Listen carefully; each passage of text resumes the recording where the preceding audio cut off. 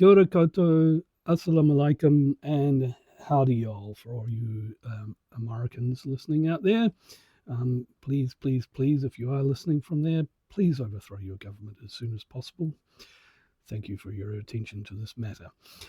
My name is Kieran Kelly, and I'm coming to you from Otautahi Christchurch. And before I begin, I would like to acknowledge the mana whenua of Kaitahu and the history of colonisation and genocide in the land of Aotearoa. So, the subject of today is Epstein and Empire.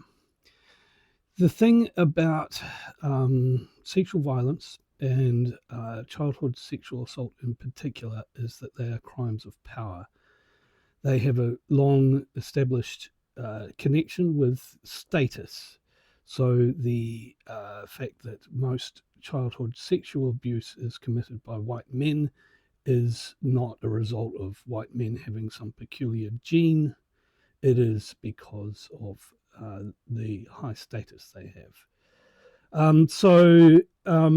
One of the things that we are grappling with at the moment is the relationship between Epstein's political connections and his activities as a sexual predator and procurer of victims for other people, a sex trafficker, and presumably a person who ran a ring of blackmail and influence and so forth. Now, it is quite honestly quite astounding that that so many journalists have spent so much time separating the two. Famously, Ezra Klein said, if you force me to give my best guess, I think this guy had a lot of powerful friends and that he was a predator and a pedophile, and those sides of his life were mostly separate. Now, no one asked him to fucking guess, and the fact is that he shouldn't have been guessing. He should have been actually putting his mind to it and doing some reasoning or shutting the fuck up. The fact is this: journalists are trained to have what I call boot philia. That is, they try and demonstrate their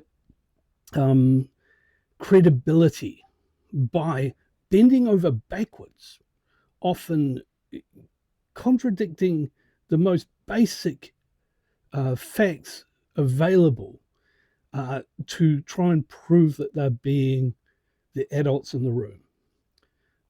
So we have, there are so many examples. I won't even try and go into them, but like things like Epstein could possibly be linked to Mossad.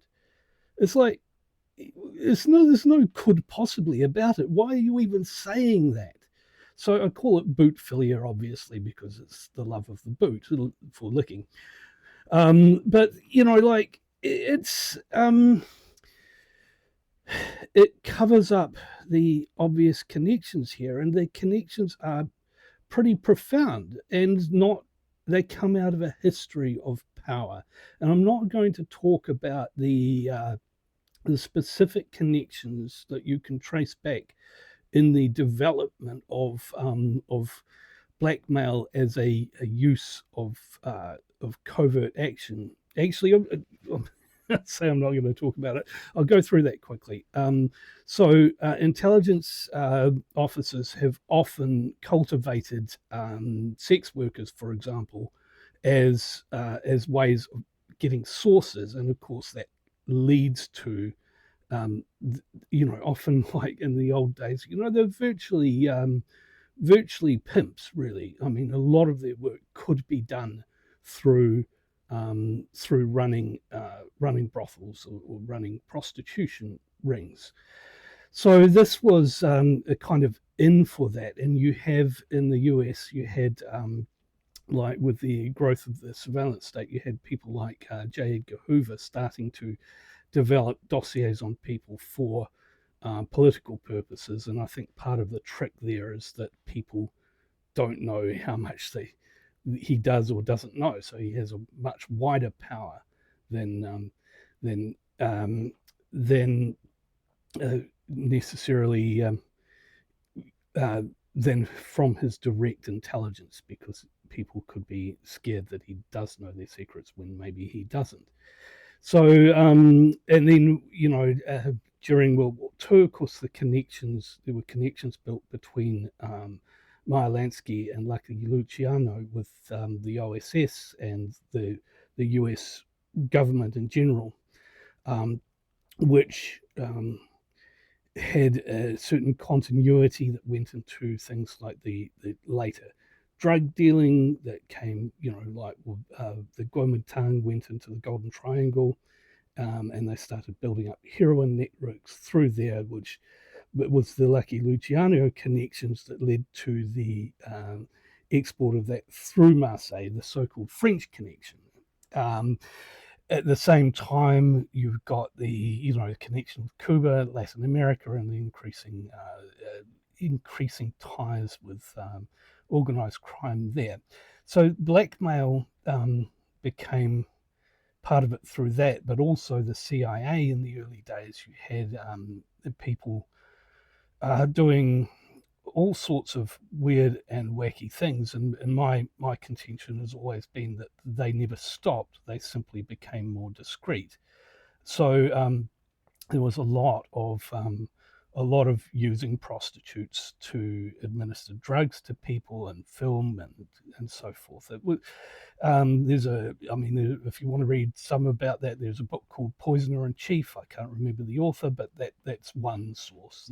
There's plenty out there to discover this sort of thing. So intelligence and sex work and blackmail has been linked for a very long time, and of course, naturally, their response to that was to invent a narrative that it was something that the KGB did, which is so typical. It should be just about a joke now. I don't know if anyone has seen Andrew Marr of British television talking about how the most interesting thing about all of the Epstein files is that there might be a Russian connection, and we should be very worried about that. And it's like he's just ignoring all of the very profound connections with the US militarism, the surveillance, international surveillance of the empire, and of course the state of Israel. So we have this as that is part of the story, but the other part I want to tell is about the power structure and the nature of how that plays into the abuse of people in the periphery from the center, including children. And this has been a long-standing thing, and part of it is the dehumanization of children. But also adults. But I think one of the things that is most telling about the way low status children, especially if they're ethnically different, but not completely, they are subject to adultification in multiple ways. So we see in the case of say African American boys, they are subject to adultification so that violence can be perpetrated upon them as if they were threatening adults.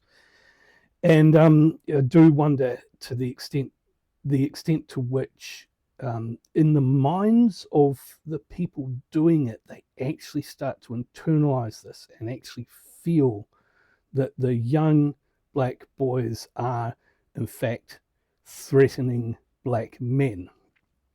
So we had the thing with firstly there was Tamir Rice, who the police called a man. They killed him, and he was 12 years old, and they called him a man in their first reports. And then there's also Trayvon Martin, who they spread a picture of a hip hop artist in his 20s, a very muscular man and said this is what he looked like, as a way of kind of building a defense for his murderer, by making him out to be this threatening individual. So you kind of see this as part of it, and this also happens in imperial wars. The idea of children being adults and threatening is quite long-standing. I mean, it was particularly prominent in Vietnam, where soldiers were trained to fear children before they even deployed, and there were always rumors. I mean, I've never read a direct account of a child carrying out a grenade attack, but everyone heard rumors about it. So it was always in people's minds, and they killed a lot of children on the basis that there was a threat. We've seen it recently in Gaza as well. So they don't necessarily call them men, but the killing of the 2 young boys who went to gather firewood, who were basically just called a threat and suspects by the IDF. So this adultification is a power thing, and it happens with I think girls rather than boys who are subject to sexual abuse as well, in order to again give them a sense, to impart a sense that they have some agency, that they're not innocent and vulnerable. There is another thing that goes along with this, which is this idea, and you'll see it very often, these men who defend themselves as if the accusation is not that they're abusing children, but that they are attracted to, that they're perverted for being attracted to prepubescent children. So they actually literally wipe the identity of the victim and what happens to the victim out of it entirely, and then make it about who they're attracted to and what signs of pubescence they have. So, for example, if you had, presumably, taking the logic to its extreme, if you had an 11-year-old girl who, for some reason, had premature puberty and showed outward signs of being sexually mature, they would think that that's fine, or in their telling, they're excusing themselves of something that is completely irrelevant to what happens to their actual victims and how much harm they're doing. And I think that this is quite telling about their psychology of egocentrism, and in fact their inability to really understand the people who they are victimizing as human beings, as fully human beings. They probably care only about the opinions of their peers, not the opinions of, not the effects on lesser beings. So, so one of the other things about this is that I think that, like the young males, the boys, they can project onto clearly, even very clearly immature girls, a sense of them being more mature looking than they actually are. I'm not sure. That's just my instinct. And I think that they are part of the thing about their communications. They're joking, they're like almost mocking people's concerns about them being pedophiles, is that they don't think a lot of them wouldn't think of themselves as pedophiles. That's a perversion. They're just having a good time, whatever. And in fact, they are definitely pedophiles, but more to the point, really, they are people who sexually assault children, because it's really more important what you do than who you're attracted to. So they're child rapists, let's face it. This is what they are, and perhaps we should stop using paedophile so much and just call them child rapists, and leave it to that. But the relation to empire is that this has been a part of a kind of imperial racialized practice for a long time, and we have had this long part of what happened with the expansion of these blue water empires that came out of Western Europe. Blue water empire being one that is where there's a separation of water between, it's not an empire like the Russian Empire or the Chinese Empire that expands through a landmass, which changes the character, and it creates this faraway space, and this, of course, was building up on the kind of Orientalism that had developed through the Crusades, which again, linked Western Europe to a place that they only got to through a long voyage, so it's kind of like this faraway land. And a lot of the writing about Orientalism focuses on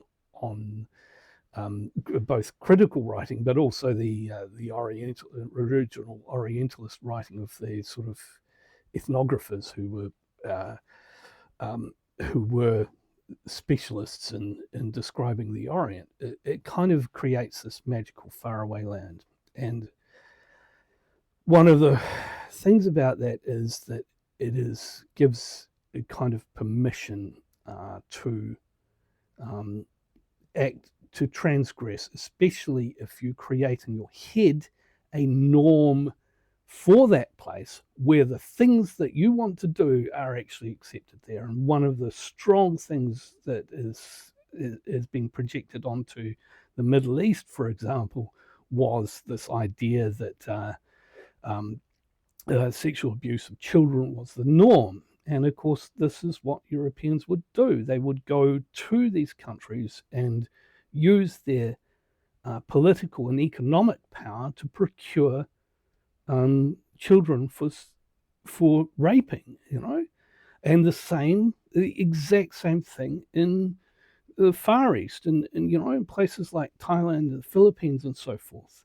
And especially when people go to war, when these Western countries go to war, they often create a specific sort of rape ideology, feminizing the local population, kind of preparing this mental ground for the practice of raping.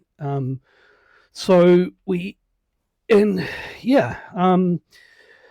this is, what, to me, these things are all linked, and to suggest that in any way that there is any mostly separate thing between Epstein and the geopolitics of the US empire, of Zionism, or of any of it, whether it's finance or arms trade or royalty, all of these things that create the sense of us and them, create a sense of power and the right to wield power, they fuel and are fueled by this sexual violence.